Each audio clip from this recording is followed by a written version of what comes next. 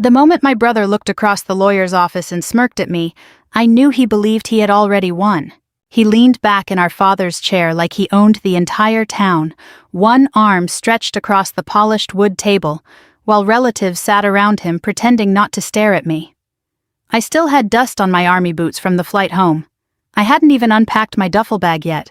Daniel smiled slowly and said, "Guess all that military training should help you survive on the streets." A couple of my cousins laughed under their breath. Then he slid the house keys into his pocket. I remember the exact sound they made. Metal against denim. Like a prison door closing. I stood there in the same black dress I'd worn to bury both my parents 3 days earlier, staring at the only family I had left, and realizing none of them intended to stop him. Then the lawyer cleared his throat.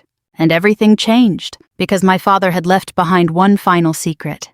And before that meeting was over, my brother would collapse right onto the hardwood floor. But 3 days earlier, I still believed grief was the worst pain a person could survive. I had no idea what waited for me when I came home. The town looked smaller than I remembered. That was the first thing I noticed driving past Miller's gas station and the faded diner near Route 16. The old water tower still leaned slightly to one side, and the church bell still rang every hour like it had when I was a little girl. Everything looked frozen in time, except me. I'd spent 16 years in the Army. Most of my adult life had been measured by deployments, training schedules, sandstorms, aircraft engines, and the sound of boots hitting concrete before sunrise. Overseas time moved violently. Back home, it barely moved at all. Rain streaked across my windshield as I drove toward the family house for the first time since the funeral. My parents were gone. Even thinking those words still felt unnatural. My mother had died first after a long fight with heart disease. My father followed 11 days later. The doctors called it a stroke, but deep down I think his heart simply stopped seeing a reason to keep going. I parked beside the familiar white fence and sat there gripping the steering wheel. The porch light was on. For one stupid second, my brain tried convincing me Mom might still open the front door with a dish towel over her shoulder, asking why I looked so thin. Instead, Daniel opened it.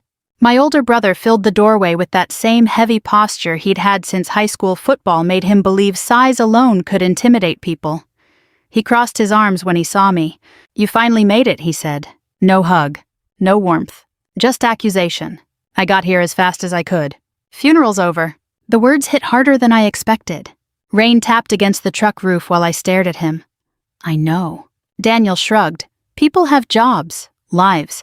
They couldn't wait around forever." I climbed out carrying my duffel bag. My knees ached from 20 hours of travel and too many years jumping in and out of military vehicles.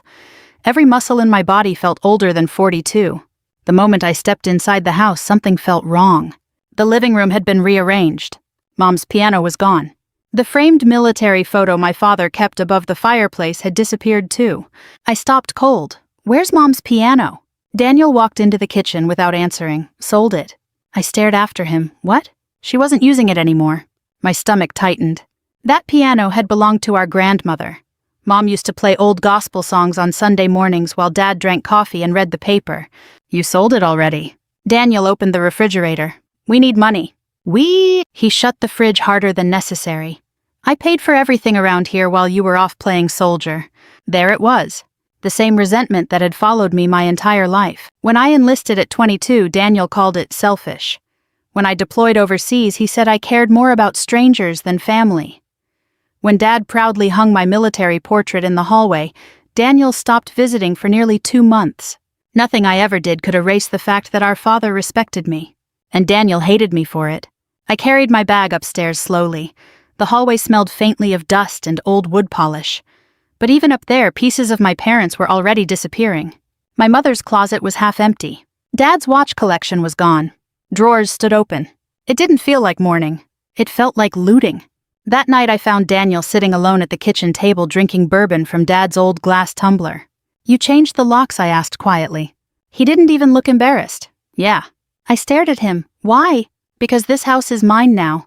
The will hasn't even been read yet." "It doesn't need to be." He took another drink. "Dad always said the house would stay with me." I leaned against the counter exhausted. "I didn't come here to fight with you." "No," he muttered. "You came because now there's something to inherit." The accusation burned because part of me feared everyone in town believed it. I missed birthdays, anniversaries, Hospital visits. I wasn't there when Mom first got sick. I wasn't there when Dad started forgetting names. Military service demanded sacrifice, and sometimes the people back home paid for it too. But what Daniel never understood was that I sacrificed those moments because I believed protecting people mattered, including them. I sent money every month, I said carefully, for years. He laughed bitterly. Money doesn't replace showing up. Silence settled between us. Thunder rolled outside. Finally, Daniel stood and grabbed my duffel bag from beside the stairs. "What are you doing?" "You can stay tonight," he said. "Tomorrow you need to figure something else out." I thought I misheard him. "Excuse me." "You heard me. Daniel, this is my home too." "No." His voice sharpened. "It stopped being your home when you left." He walked to the front door and tossed my bag onto the wet porch. Army training teaches you how to react under pressure. Gunfire, explosions, ambushes. You learn how to stay calm when your pulse is screaming. But nothing in 16 years prepared me for standing in my childhood home while my own brother threw me out like garbage 3 days after we buried our parents. "You're serious," I whispered. Daniel opened the door wider. "Guess all that military training should help you survive out there." For a moment I truly thought about hitting him. Not because I hated him, because I suddenly realized he had been waiting years for this moment. Years. I picked up my duffel bag slowly. The rain soaked through my jacket instantly. Daniel closed the door behind me without another word. I stood there staring at the porch light through the storm, listening to the deadbolt click into place. Home. Gone. By midnight, I was parked outside a rundown motel near the interstate. Neon lights flickered outside my windshield while 18-wheelers roared through the darkness. I reclined the truck seat and pulled my army jacket over myself like a blanket. Somewhere around 2 in the morning, my phone rang. The screen showed the name Harold Bennett. "My father's attorney," I answered groggily. "Hello?" His voice sounded unusually tense.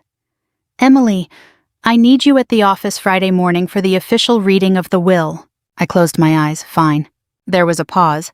Then he said quietly, "Your father insisted you be there in person, no matter what your brother says." Something in his tone made me sit upright. Outside rain hammered the windshield harder.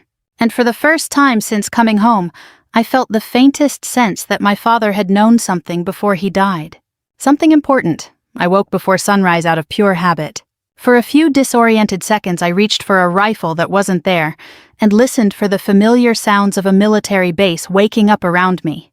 Instead, I heard rainwater dripping from a broken motel gutter and the low hum of truck engines on the interstate. Then reality returned. My parents were dead. My brother had thrown me out, and I was sleeping in the front seat of my pickup truck like a drifter passing through town. I sat upright slowly, my back stiff from the cramped position. Cold fog clouded the windshield. My duffel bag rested beside me, half unzipped, with army uniforms folded inside like relics from another life. At 42 years old, after 16 years of military service, 2 combat deployments, and enough medals to fill a drawer I never opened anymore, I suddenly had nowhere to go. The thought should have humiliated me more than it did. Instead, I mostly felt tired. The kind of tired that settles into your bones after grief strips away your anger. I drove toward the diner near Route 16 because it opened at 5 and because Mom used to take me there after church when I was little. The parking lot was nearly empty except for an old Ford truck with a Purple Heart sticker on the bumper. The smell of bacon and burnt coffee wrapped around me the moment I stepped inside. A few people looked up. I recognized almost all of them. And every single face carried that same uncomfortable expression people wear around tragedy. Too much pity, too much curiosity. "Emily Carter," the waitress whispered. I nodded politely. "Well, goodness," she touched her chest. "We heard you came home." Home. Funny word. I ordered coffee and sat near the window. Halfway through my first cup, an older man approached, slowly using a cane. "Frank Delaney. Vietnam veteran?" I hadn't seen him in nearly 15 years. "Captain Carter," he said with a crooked smile. I stood automatically out of respect. "Mr. Delaney." He shook his head. "Frank?" His wife Margaret appeared behind him, carrying 2 slices of pie nobody had ordered. "You look exhausted," she said softly. "That nearly broke me." "Not the funeral. Not Daniel." A 70-year-old woman saying "you look exhausted" with genuine kindness in her voice. I swallowed hard. Long trip. Frank sat across from me without asking permission. Veterans do that sometimes. We recognize each other before words even happen. "You staying somewhere decent?" I hesitated 1 second too long. Margaret exchanged a glance with her husband. Then Frank said quietly, "You can stay with us?" I started to protest immediately. "No, I couldn't." "You could," he interrupted, "and you will." That was how I ended up in their guest bedroom later that morning, staring at a handmade quilt while sunlight crept through old curtains.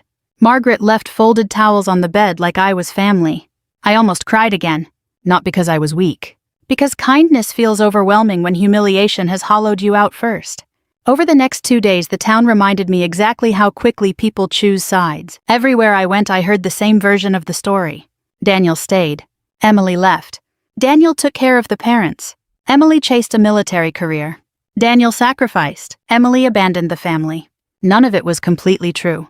None of it was completely false either. That's what made it hurt. At the grocery store, one of Mom's church friends squeezed my arm sympathetically and said, "Your brother really carried the burden these last few years." I nodded quietly. At the gas station, an old classmate asked, "You staying long or heading back overseas?"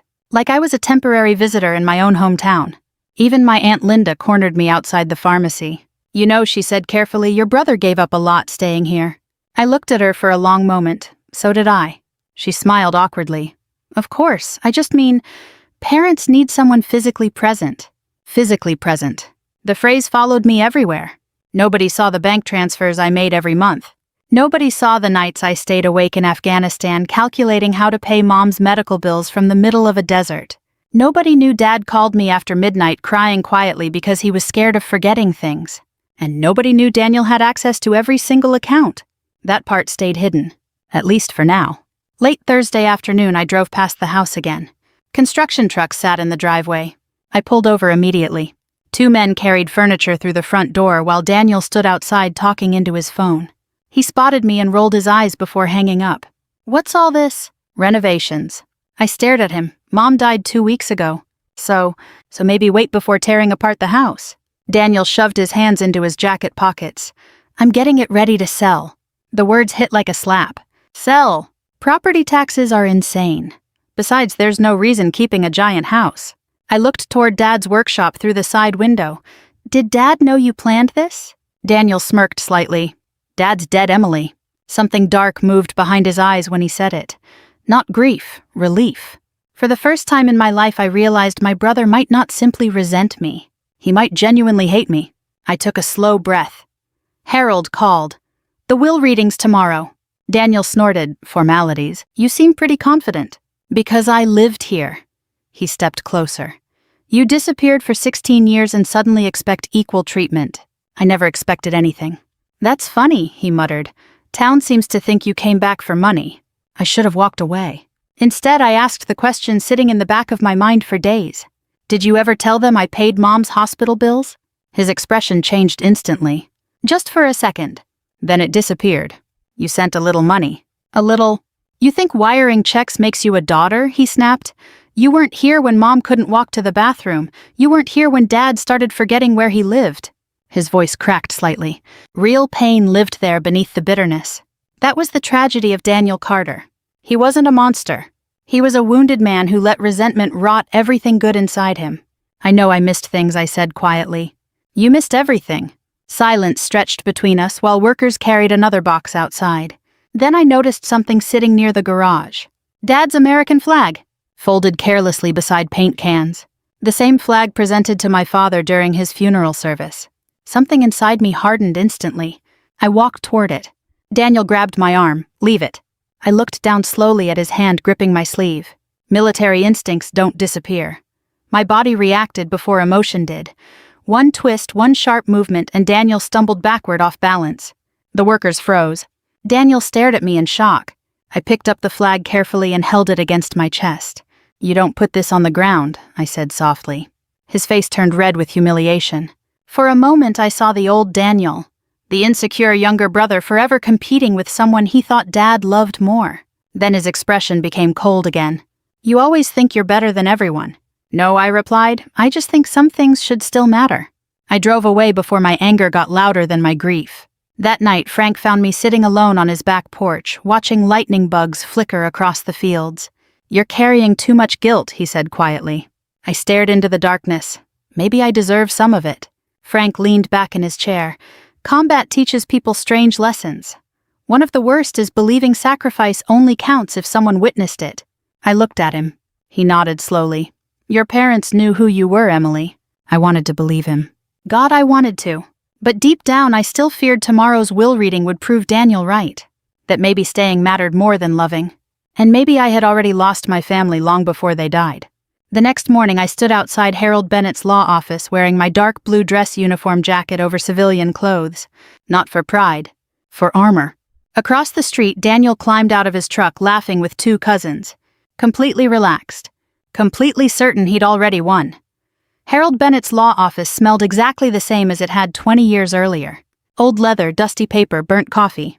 The kind of place where lives quietly changed behind closed doors while the rest of the world kept moving outside. Rain tapped softly against the windows as I stepped inside, and every conversation in the waiting area stopped for half a second. Not because they were surprised to see me. Because they were measuring me. My black heels clicked against the hardwood floor while relatives glanced at my military jacket. My posture, the exhaustion beneath my eyes.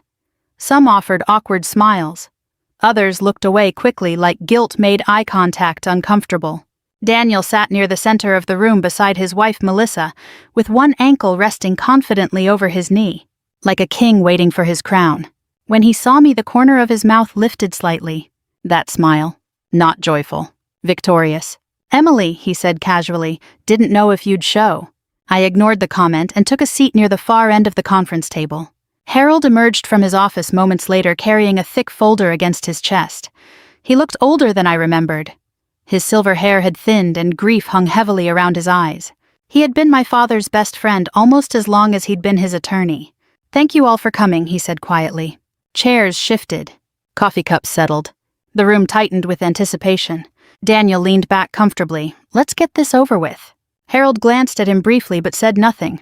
He opened the folder slowly. Last will and testament of Robert and Eleanor Carter. Hearing my parents' names spoken aloud like legal property instead of human beings made my chest ache unexpectedly. For a moment I saw Mom standing at the kitchen sink humming softly, while Dad fixed the radio in the garage. Now both of them existed as paperwork. Harold adjusted his glasses. To my son, Daniel Carter, I leave the family residence located on Carter Road, including attached structures and household property. Daniel exhaled smugly through his nose. Melissa squeezed his hand proudly. Across the room, Aunt Linda nodded like everything had unfolded exactly as expected. I kept my expression neutral.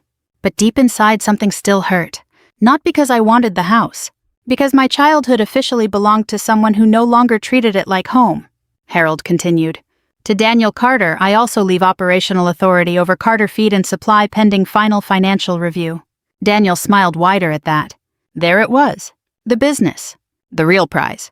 He looked toward me, finally unable to resist. You hear that, he said softly. Dad trusted me with the important stuff. Harold stopped reading briefly. Daniel, please. But Daniel was enjoying himself too much now. I mean, it makes sense. He shrugged theatrically toward the room. One of us stayed and took responsibility. I looked at him calmly. Today's about Mom and Dad. No, he replied. Today's about reality. A heavy silence settled over the room. Nobody defended me. Not one person. I noticed Melissa avoiding my eyes completely. Cowardice often looks polite from a distance. Harold resumed reading smaller asset distributions, jewelry, savings accounts, furniture, personal belongings, bits and pieces of an entire lifetime divided into legal sentences. Then finally he looked toward me, to my daughter Emily Carter. The room shifted slightly. I sat straighter unconsciously. Harold continued carefully. I leave my wife Eleanor's cedar hope chest, all military keepsakes belonging to the Carter family, and my personal letters. That was it.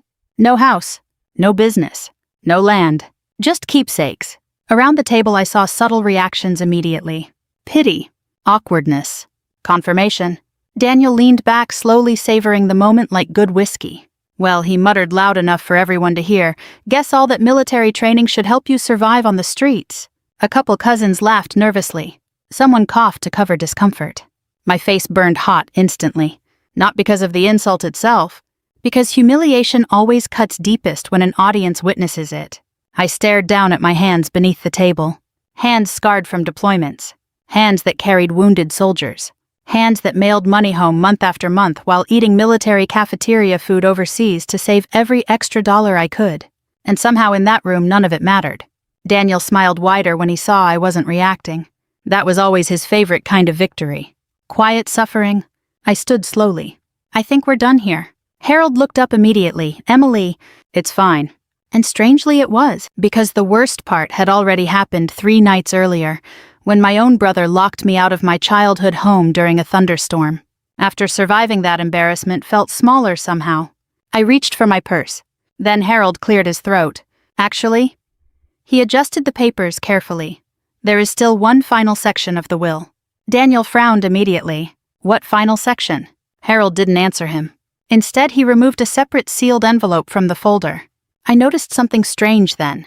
His hands were trembling, to be opened only in the presence of both children. The room grew still. Even the rain outside seemed quieter. Daniel sat forward slowly now. What is that? Harold opened the envelope carefully and unfolded several pages. His expression changed as he read silently. Not surprise. Something closer to resignation. Finally, he looked directly at Daniel. Your father amended portions of the estate 6 months before his death. Daniel blinked. What? Harold inhaled deeply. It appears Carter Feed and Supply currently carries approximately $2.8 million in debt obligations. The room exploded into confusion immediately. Melissa turned sharply toward her husband. What does that mean? Daniel's face drained of color. That's impossible. Harold continued steadily. Several loans were secured against the business and family property over the past 4 years. I stared at my brother. He looked genuinely panicked now. What loans? Aunt Linda asked. Harold lowered his glasses. According to these records, Daniel borrowed extensively against business assets. Daniel stood abruptly. That's temporary cash flow. Using forged authorization signatures in multiple instances, Harold interrupted quietly. Dead silence. My stomach dropped. Daniel shook his head violently. No. Harold slid documents across the table. I'm afraid forensic accountants already confirmed the discrepancies before your father passed away. Melissa grabbed the papers with shaking hands. Oh my God. Daniel looked around wildly now, like the room itself had betrayed him. No, Dad knew about the expansion plans. Your father discovered the truth last winter, Harold said softly. After the bank contacted him directly. I felt physically cold. Dad knew. All this time Dad knew? Harold continued. The house inheritance includes responsibility for all associated debt. Daniel stared blankly. That means the property may be subject to seizure if obligations remain unpaid. My brother's breathing turned shallow. But Harold still wasn't finished. He looked toward me next. To Emily Carter, Robert Carter leaves the following ownership shares in Carter Agricultural Holdings, private investment accounts established over 15 years, military survivor trust assets, and protected farmland leases held outside debt liability. Nobody moved. Nobody even blinked. Harold looked down once more before speaking the final number. Current estimated combined value approximately $4.3 million. The room went completely silent. I genuinely thought I misheard him. Daniel whispered, What? Harold pulled out one final letter. Your father also left a personal statement. His voice softened as he began reading. To my daughter Emily, you spent your life protecting people while asking for nothing in return. You carried burdens nobody saw and sacrifices nobody fully understood. A person's character is revealed by what they do when nobody applauds them. My throat tightened instantly. Across the table, Daniel looked physically ill. Harold continued reading. Presence alone does not equal loyalty, and distance does not erase love. Tears blurred my vision. Dad knew. He knew everything. Then suddenly a loud crash shattered the silence. Daniel collapsed sideways against the conference table before hitting the hardwood floor hard enough to rattle the chairs. Melissa screamed, and for one frozen moment, nobody moved at all. For a few seconds after Daniel hit the floor, nobody reacted. The shock was too sudden, too ugly. One moment my brother had been sitting there smirking at me like he owned the world. The next, his body lay twisted beside the conference table while Melissa screamed his name over and over. Then the room exploded into motion. Chairs scraped violently against hardwood. Aunt Linda grabbed her purse with shaking hands. One cousin started shouting for someone to call 911, while another backed against the wall staring at Daniel like he was a stranger. Training took over before emotion could. I moved first. I dropped to my knees beside him, checked his pulse, tilted his head carefully, and loosened his collar while Melissa cried hysterically beside me. Daniel, I said firmly, look at me. His eyes fluttered open briefly. Panic. Pure panic. Not physical pain. Fear. He grabbed my wrist hard enough to hurt. She can't take it, he whispered hoarsely. I frowned. Take what? The house? Then his eyes rolled shut again. Harold was already on the phone with emergency services. I sat back slowly staring at my brother's face. For the first time in years, Daniel didn't look arrogant. He looked exhausted. Older. Broken in ways nobody in town had ever bothered noticing. The ambulance arrived within minutes. Paramedics loaded him onto a stretcher while Melissa followed beside them, pale and trembling. One medic asked if Daniel had a history of heart problems. Harold answered quietly, stress. That might have been the understatement of the century. After they left, the office felt hollow. Nobody knew where to look anymore. The same relatives who had silently watched Daniel humiliate me now avoided my eyes entirely. Shame moved through the room like smoke. Aunt Linda finally cleared her throat awkwardly. Emily, we didn't know. Number. They didn't. But part of me wanted to ask why nobody ever wondered. Why nobody questioned how a small-town feed store suddenly expanded twice in 5 years. Why nobody noticed my father growing quieter near the end of his life. Why everybody found it easier to believe the daughter in uniform abandoned her family instead of considering the son at home might not be telling the full truth. But grief had drained the fight out of me, so I simply nodded once. Harold closed the office door after the last relative left. Then he walked back toward the conference table carrying the handwritten letter from my father. Your dad wrote more, he said softly. I sat down slowly. Outside, the rain had stopped leaving gray light pressed against the windows. Everything felt strangely still after the chaos. Harold handed me the pages carefully. I think he wanted you to read the rest privately. The paper trembled slightly in my hands. I recognized Dad's handwriting instantly. Firm block letters, precise, controlled. Even his penmanship looked disciplined. I swallowed hard and began reading. Emily, if you're hearing this, then I'm gone, and that means I failed at the one thing I hoped I'd still have time to fix. Your brother wasn't always like this. The words blurred for a second before I forced myself to continue. When you were children, Daniel used to wait by the window every Friday for you to come home from school. He protected you from bullies. He slept outside your bedroom the night you broke your arm because he thought someone might hurt you again. Somewhere along the way, resentment replaced love. And I carry part of the blame for that. My chest tightened painfully. Dad never admitted mistakes easily. Not even to himself. The letter continued.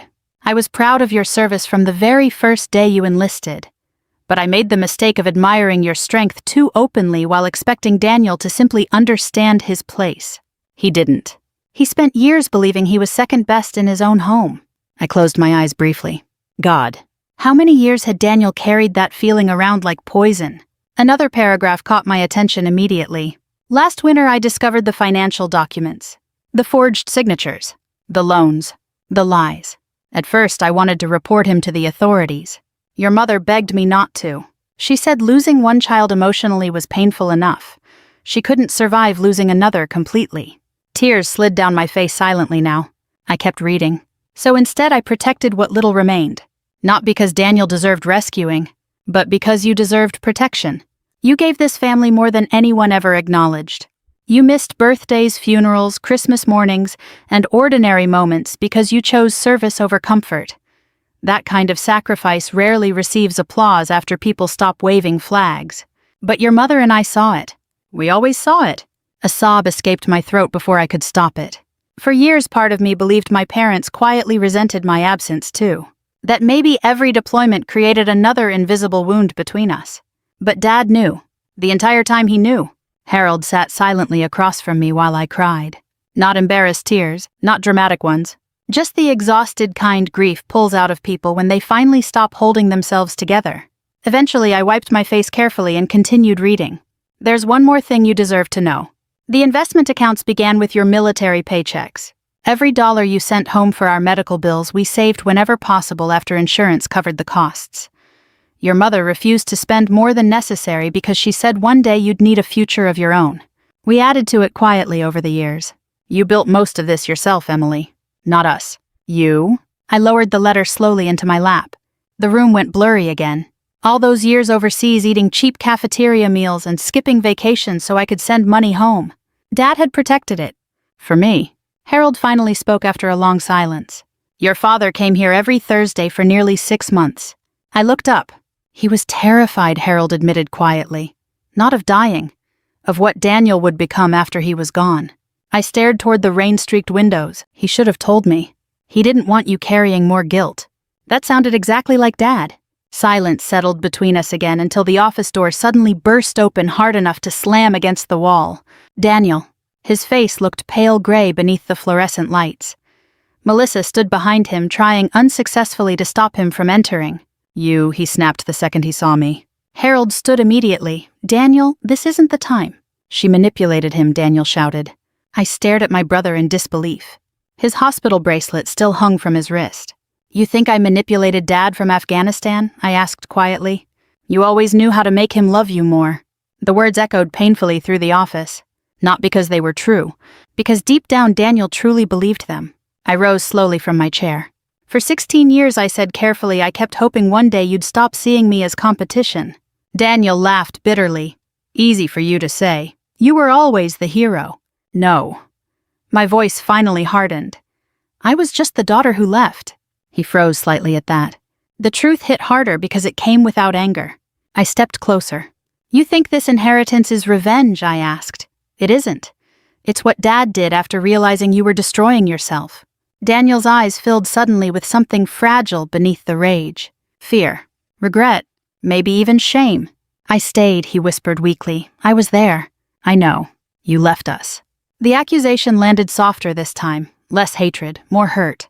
And suddenly I understood something terrible. Daniel hadn't spent years trying to beat me. He spent years trying not to feel abandoned. I looked at him for a long moment before answering. I never wanted to leave you behind, I said quietly.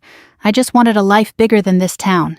His face crumpled slightly. Not dramatic. Just enough for me to glimpse the little boy Dad described in the letter. The one who once slept outside my bedroom to protect me. Then the moment vanished. Daniel looked away first. And for the first time in our lives, winning no longer felt like victory. 3 weeks after the will reading, the Carter house stood almost empty. The construction trucks were gone. The for sale sign Daniel had ordered never made it into the yard, and the bank had already started legal proceedings against the property. Small towns have a way of digesting scandal quickly. By then, everybody knew the story. The son who inherited debt, the army daughter who inherited millions, the forged loans, the hidden accounts. People suddenly smiled at me differently in grocery stores. That bothered me more than the earlier pity ever had. Respect that arrives after money isn't really respect at all. I parked beside the white fence one last time just after sunrise. Morning fog drifted low across the fields, while the old maple tree beside the porch swayed gently in the wind. For a moment the house almost looked alive again. I sat in the truck longer than necessary, because walking inside meant accepting this would truly be the last time. The front door creaked softly when I opened it. Silence greeted me immediately. Not peaceful silence, the hollow kind. The kind abandoned places carry after laughter disappears. Most of the furniture was already gone. Dust outlines remained where tables and cabinets used to sit. The living room echoed faintly beneath my footsteps. But memories still lived everywhere. Right there near the staircase, Mom once measured our height with pencil marks every birthday. Near the fireplace, Dad taught me how to shine boots before basic training. In the kitchen doorway, Daniel punched a boy in high school for making me cry after prom. That memory stopped me cold. For years, resentment had rewritten my brother into someone cruel in my mind. But people are rarely only one thing. Daniel loved me once. Maybe he still did underneath all the damage. I walked slowly toward Dad's workshop in the garage. The smell hit first.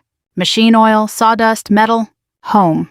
Dad's old radio still sat on the shelf beside scattered screws and unfinished projects. Reading glasses rested near a coffee mug stained dark from years of use. I picked up one of his flannel jackets hanging beside the door and held it against my chest. It still smelled faintly like him.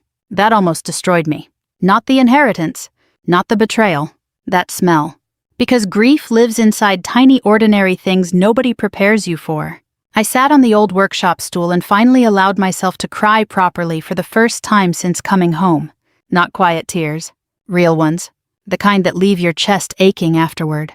I cried for my mother, for my father, for the years I missed, for Daniel, for the family we almost were, and for the terrible truth that love sometimes survives even when relationships don't. After a while, I wiped my face and opened the bottom cabinet beneath Dad's workbench. Inside sat a neatly folded American flag protected inside a clear display case. Mine. The one presented to my parents during my deployment ceremony overseas. I stared at it silently. Dad had kept it hidden safely all these years. Beneath the case rested a small handwritten note. For wherever life finally takes you. That was all it said. Simple. Exactly like him. I smiled through fresh tears. Then I heard footsteps behind me. Daniel. I turned slowly. He looked thinner than he had weeks earlier. The confidence was gone now. So was the arrogance. He stood awkwardly near the garage entrance with both hands shoved into his jacket pockets. I figured you'd come here, he said quietly. Neither of us moved. Morning light spilled through the garage windows between us. Finally, he nodded toward the flag in my hands. Dad kept that out here almost every day. I looked down at it carefully. I didn't know. He talked about you constantly when you were deployed. That hurt in a different way. Daniel leaned against the doorway, eyes fixed on the floor. The bank's taking the house next month. I already knew that. Harold had explained everything days earlier. The debt was too large. Selling the property wouldn't cover half of it. Daniel swallowed hard. Melissa left. I stayed silent. She took the kids to her sister's place. There it was. The real collapse. Not in Harold's office. Here. A man standing inside the ruins of his own choices, realizing too late what they cost him. I studied my brother carefully. He looked tired. Not physically. Spiritually. Like life had finally forced him to stop lying to himself. You know what the worst part is, he asked suddenly. I didn't answer. He gave a hollow laugh. Dad still protected me in the end. I frowned slightly. Daniel rubbed his eyes. He could have sent me to prison. Yes, he could have. But he didn't, Daniel whispered. Because despite everything, our father still loved him. That realization finally seemed to break whatever pride Daniel had left. He looked around the garage slowly. I kept thinking if I made enough money, if I made the business bigger. His voice cracked. Maybe for once he'd look at me the way he looked at you. Pain moved through me sharply then. Not satisfaction. Pain. Because all these years we had been grieving different versions of the same wound. I stepped closer slowly. Dad was proud of you too. Daniel shook his head immediately. Not like you. You stayed when things got hard. Yeah, he muttered bitterly. And look what I did with it. Neither of us spoke for several seconds. Outside, birds chirped softly across the fields. Finally, Daniel looked at me directly. Why did you help me that day in the office? What do you mean? You could have let me choke on my own panic attack. I almost laughed at how absurd that sounded. You're still my brother. Daniel stared at me like he didn't understand the sentence. Maybe he didn't. Then quietly, almost ashamed, he asked, After everything, why are you still helping with the debts? Because Harold didn't know yet, but I'd already decided to use part of the inheritance to settle the remaining medical bills, protect the family cemetery plot, and make sure Daniel's children didn't lose absolutely everything. Not because he earned it. Because bitterness spreads unless somebody chooses to stop carrying it forward. I looked around Dad's workshop one final time before answering. Because one of us had to remember what family was supposed to mean. Daniel's face crumpled. Not dramatically. Just enough. A man trying not to cry at 46 years old inside his dead father's garage. I walked past him carrying the folded flag carefully against my chest. At the front door I paused one last time. Morning sunlight poured through the windows, now warming the empty hallway where childhood photographs once hung. Dust floated quietly through the golden light. For the first time since returning home, the house no longer felt haunted. It felt finished. I stepped onto the porch and breathed in the cool country air. Behind me, Daniel remained standing silently in the doorway. Neither of us said goodbye. Some relationships don't heal in a single conversation. But sometimes survival itself is enough of a beginning. I placed the flag carefully in the passenger seat of my truck before climbing behind the wheel. As I drove down Carter Road for the last time, the rising sun spilled across the fields my father loved so much. And somewhere deep inside me, the anger finally loosened its grip. Not because justice erased the pain, but because love had outlived it. If this story touched you in any way, I'd truly love to hear your thoughts. Have you ever experienced betrayal inside your own family? Or discovered love where you least expected it?